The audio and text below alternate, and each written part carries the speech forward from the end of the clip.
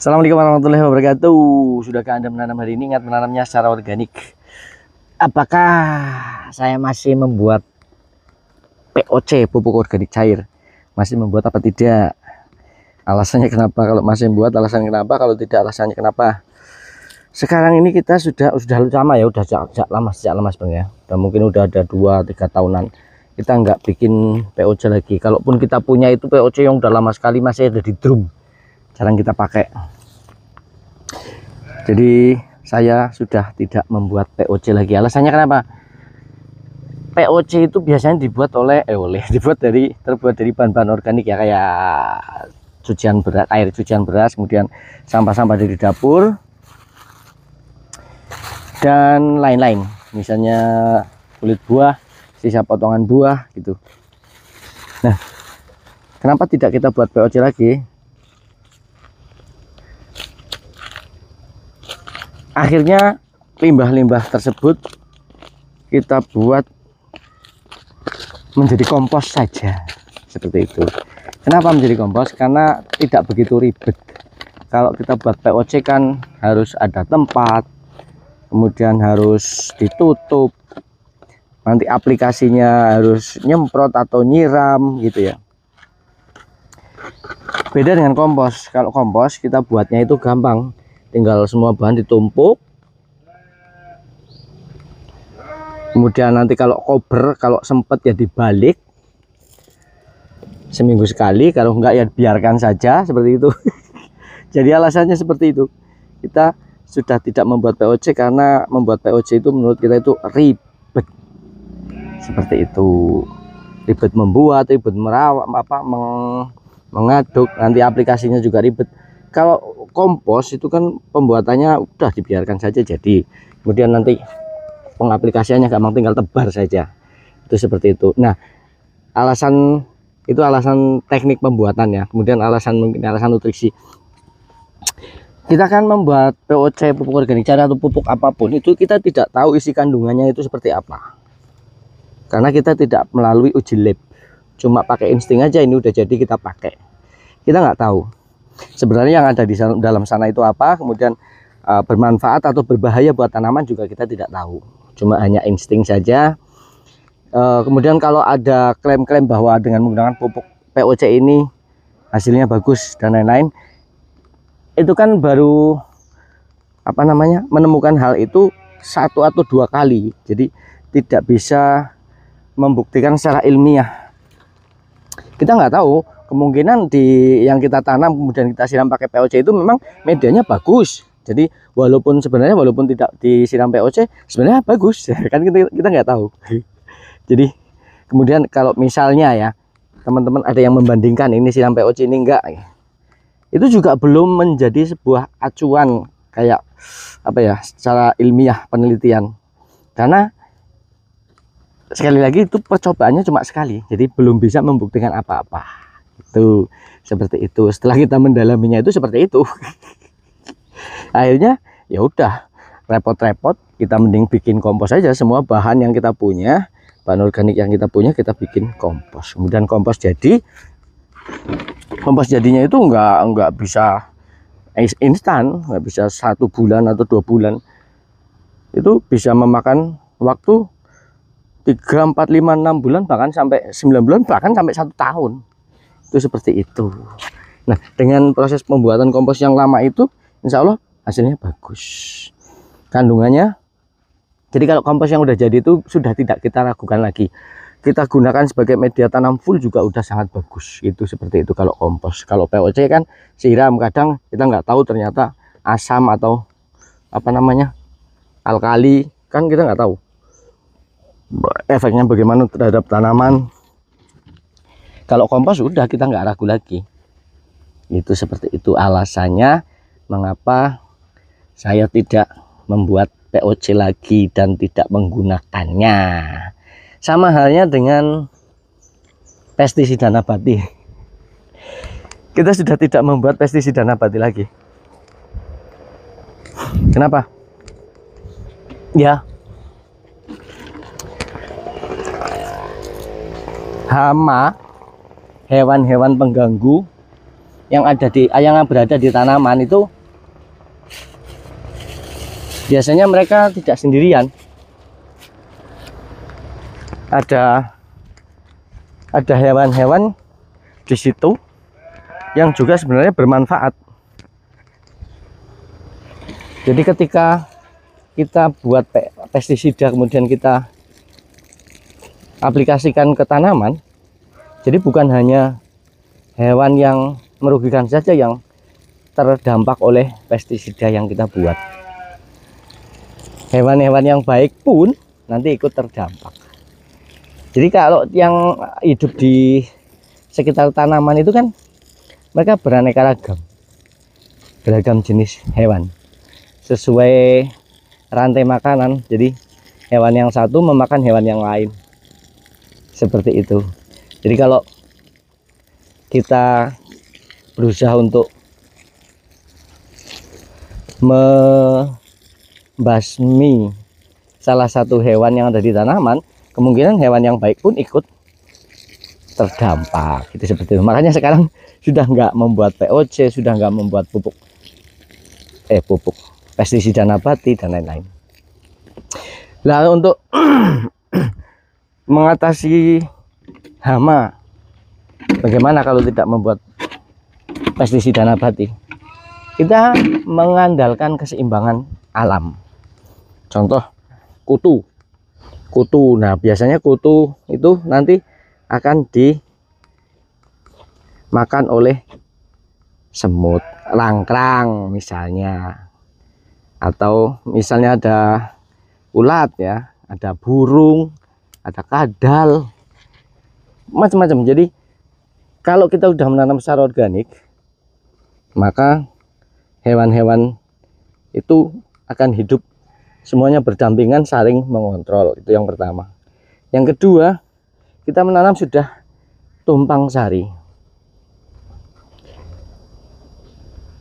Jadi campuran antara tanaman sayur, buah, bunga, empon-empon.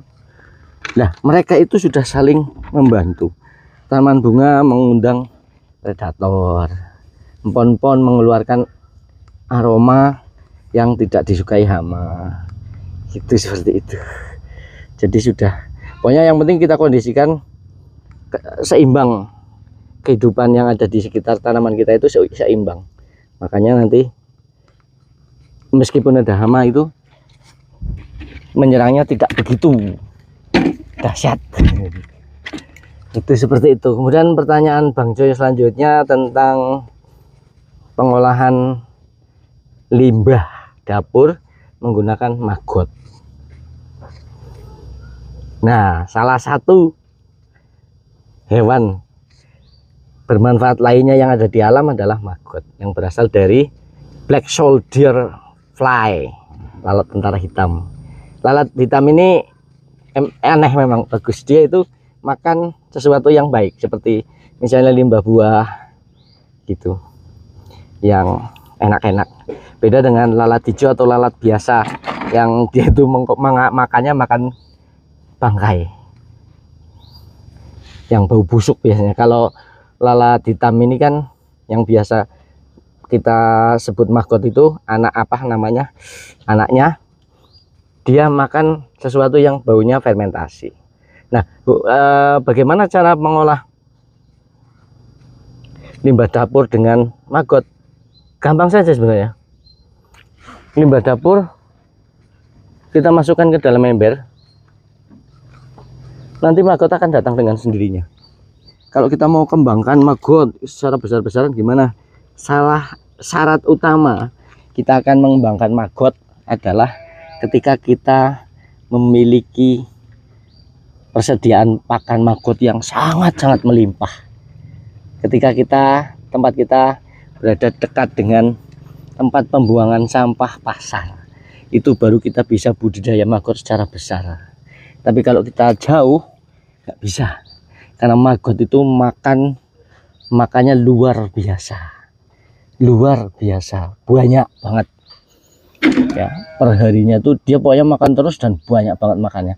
Nah, kalau kita tujuannya membuat maggot dengan mengandalkan limbah rumah tangga, ya nggak bisa. nggak bisa dapat banyak.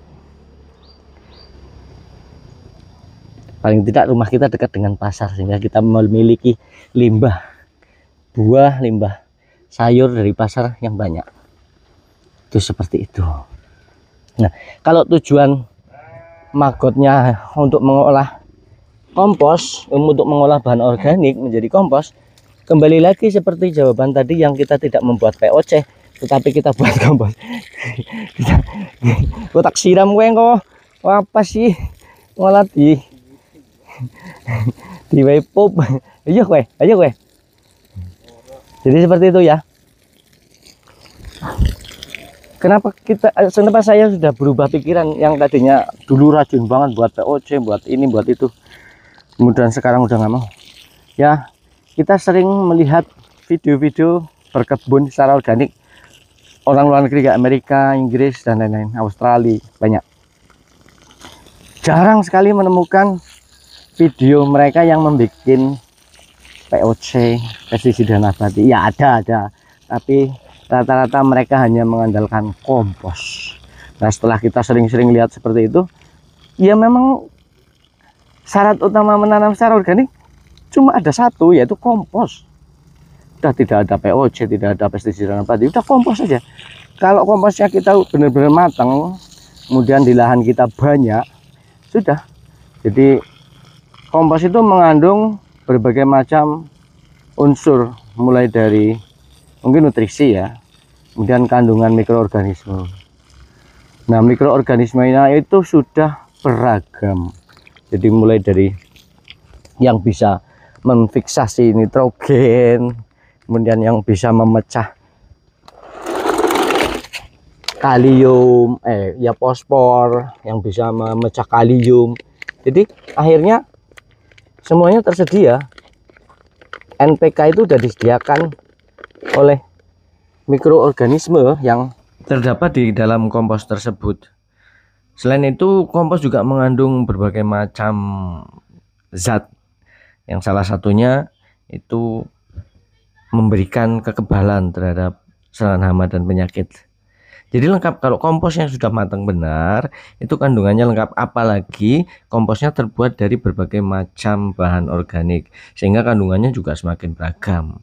Mulai dari nutrisi, mikroorganisme, kemudian zat-zat penting yang sebagai imun bagi tanaman untuk mempertahankan diri dari serangan hama, kemudian sebagai repelen, sebagai penolak. Jadi seperti itu. Nanti tanaman memiliki kekuatan sendiri untuk menolak, untuk mengobati, dan untuk menumbuhkan diri sehingga bisa tumbuh sehat, normal, subur, seperti itu. Jadi intinya sudah ada semuanya di dalam kompos. Nah, kompos juga merupakan makanan bagi mikroorganisme. Jadi di dalam tanah, di areal perakaran tanaman itu sudah banyak sekali mikroorganisme, lengkap, beragam, berbagai jenis dan berbagai fungsi yang mendukung pertumbuhan dan kehidupan tanaman. Nah, mikroorganisme yang sudah hidup di lingkungan akar tersebut juga butuh makanan, salah satunya ya dari kompos yang kita berikan. Jadi kompos selain menambahkan mikroorganisme juga memberikan makanan.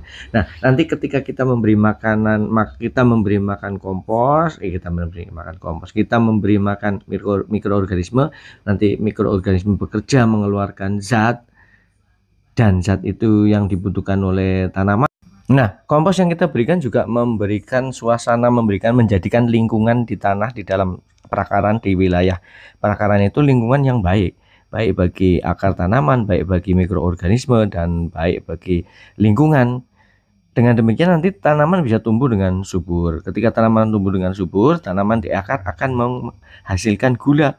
Nah, gula akan diserap oleh mikroorganisme sebagai sumber energi. Nah, nanti mikroorganisme mengolah kompos menjadi nutrisi yang siap untuk diserap oleh tanaman. Jadi itu sudah rantai makanan, sudah menjadi lingkaran, sudah menjadi proses terbentuknya nutrisi bagi tanaman itu seperti itu. Jadi ada bahan baku berupa kompos, ada yang mengerjakan atau pabrik berupa mikroorganisme, kemudian ada tanaman yang menghasilkan gula sebagai energi bagi pabrik, bagi mikroorganisme itu. Jadi mereka saling membantu, saling menguntungkan. Itu makanya sekarang saya sudah tidak membuat POC.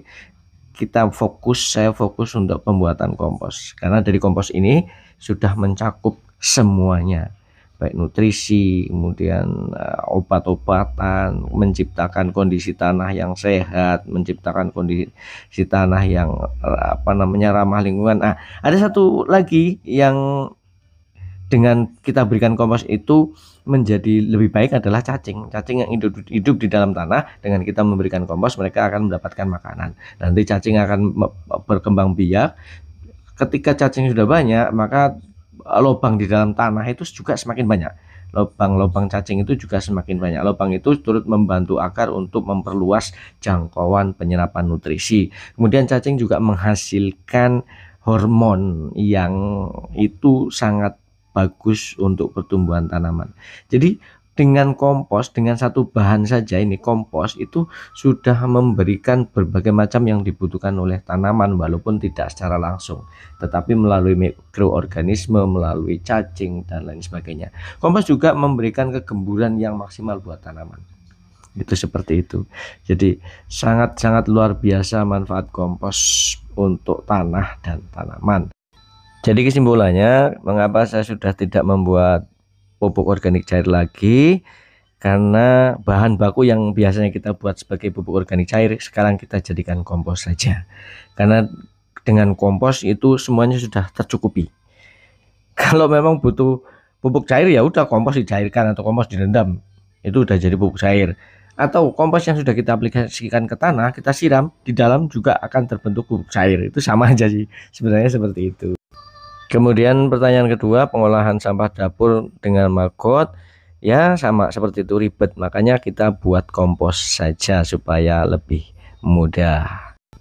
Demikian, semoga ada manfaatnya. Terima kasih sudah nonton. Assalamualaikum warahmatullahi wabarakatuh.